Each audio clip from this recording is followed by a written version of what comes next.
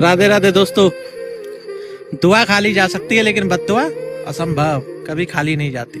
एक दिन तुम भोगोगे किसी के दिल से निकलने वाली बद्दुआ, हाय, कभी खाली नहीं जाती। ईश्वर कभी खुद लाठी लेके थोड़ी आता है मारने, वो बस आपके द्वारा दूसरे की राह में बोए गए कांटों को ही आपकी राह में बिछा देता है। किसी का सुकून छीन कर आप अपनी शांति कभी नहीं खरीद सकते, कभी नहीं।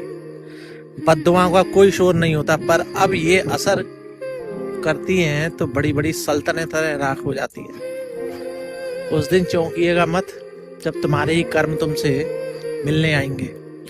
भोगोगे, जरूर भोगोगे। आप नहीं भोग पाए तो आपके बच्चे भोगेंगे। भोगोगे जरूर।